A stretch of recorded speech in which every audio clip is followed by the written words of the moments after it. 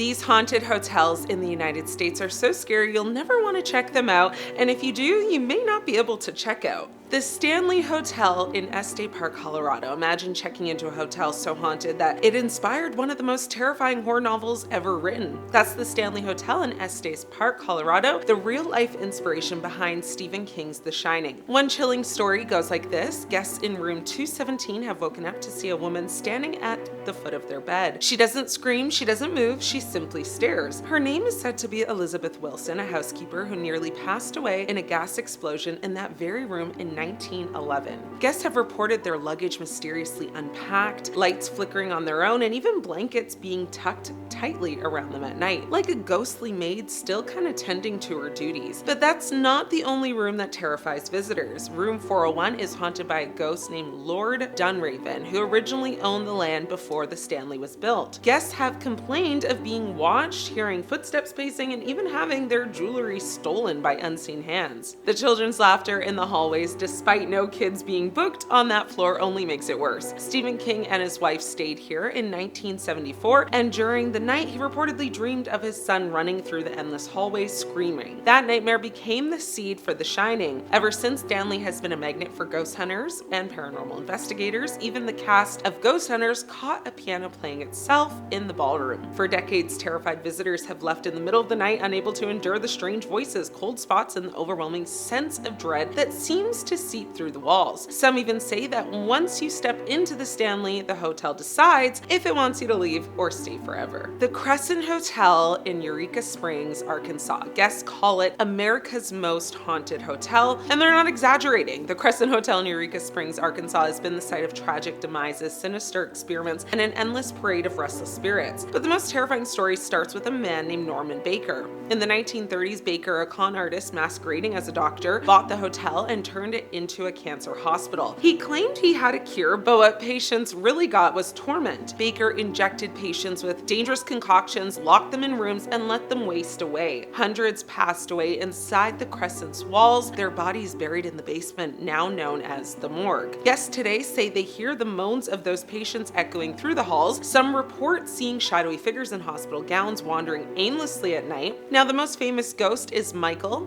a stonemason who fell to his demise while building the hotel in 1885. Guests in room 218 say they've seen his figure appear suddenly, slamming doors, shaking the bed, or even pushing people. Then there's the ghost of a little girl in a Victorian dress who often appears near the stairwells. Some say she's looking for her mother, as others believe she's one of Baker's forgotten victims. One hotel employee swears she saw the girl run across the lobby only to vanish in front of their eyes. In recent years, archaeologists actually uncovered jars of human tissue buried on the property, direct evidence of Baker's gruesome experiments. This discovery confirmed that the Crescent isn't just haunted by rumors, but by the real suffering of the people who passed away there. If you check in, don't be surprised if you hear whispers at 3 a.m. or if the elevator suddenly takes you to the basement on its own. The Crescent Hotel has a way of showing you its secrets, whether you want to see them or not. The Queen Mary Hotel in Long Beach, California. Now, the Queen Mary isn't just a hotel, it's a massive retired ocean liner that sailed the seas from 1936 to 1967. But once it was docked in Long Beach and converted into a floating hotel, the hauntings began to spill out. The Queen Mary is said to be one of the most haunted places in the world, with at least 150 spirits roaming its corridors. But the scariest stories are centered around its engine room and swimming pool. In the engine room, door 13 has claimed the life of at least 2 men, one crushed to demise during a drill. Now, guests and crew report seeing a man in blue overalls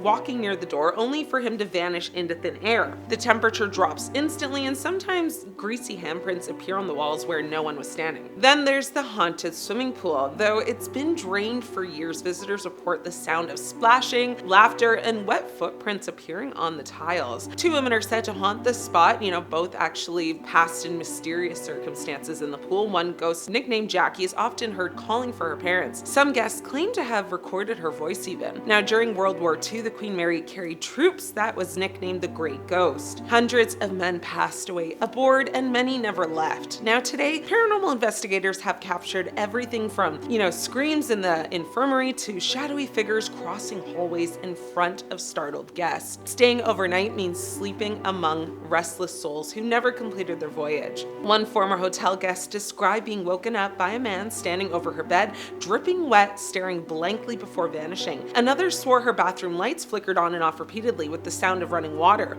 but the faucets were bone dry. The Queen Mary's haunted reputation is so infamous that even skeptics walk away shaken. The Mizpah Hotel, this is in Tonopah, Nevada. Now, if you've ever wanted to sleep in a room where a ghost might crawl into bed with you, the Mizpah Hotel in Nevada might be your nightmare come true. The most infamous ghost here is known as the Lady in Red. According to legend, she was a working woman of the night. Hopefully you catch my drift. Anyway, she was a woman who lived and worked at that hotel during the early 1900s. Depending on the story, she was there assassinated by a jealous lover or actually beaten to her demise by a client. Her spirit never left though. Guests in the Lady in the Red room report waking up to find pearls scattered across the floor as if she left behind her broken necklace. Some men have even claimed to feel her climbing into bed beside them, whispering softly in their ear before vanishing. Others say she leaves behind the strong scent of roses or expensive perfume even. But the Lady in Red isn't the only ghost stalking the Mizpah. You know, there are stories of children running through the hallways, laughing one minute, crying the next. The phantom miner is said to wander the basement,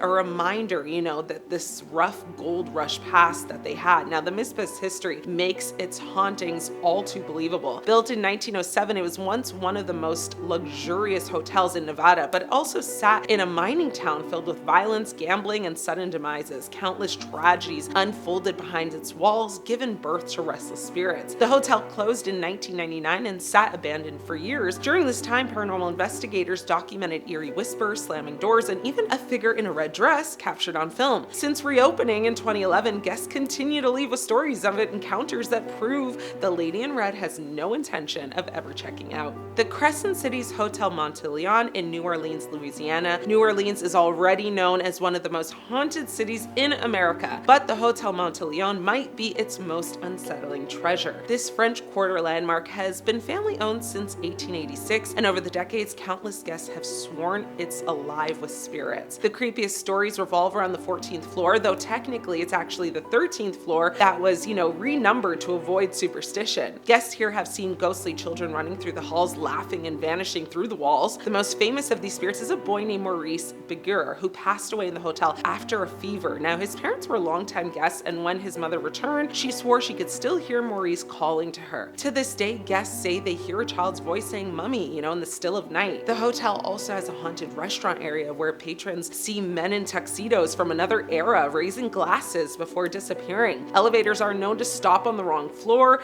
doors opening to empty hallways filled with sudden cold air. Authors like Tennessee Williams and William Faulkner stayed here, and some claim the atmosphere of the hotel itself fuels creativity, though others believe it's because the spirits of the deceased linger so close to the living. One guest reported waking up to see a man standing at the foot of her bed, dressed in a 1920s suit. She blinked and he was gone, but the strong smell of cigar smoke filled the room, even though smoking is banned in the hotel. The Monteleone embraces its haunted reputation, but make no mistake, this is not just marketing. Paranormal groups have reportedly captured strange orbs, phantom voices, and even full-body apparitions. Now, in a city overflowing with ghost stories, the Monteleone, still manages to terrify. Which haunted hotel would you stay at for a weekend if you could? Let me know. Thanks for watching. I'm your host, Ashley. I'll see you later. Have you ever been to Florida? Well, if you were planning your next getaway there, this might make you reconsider.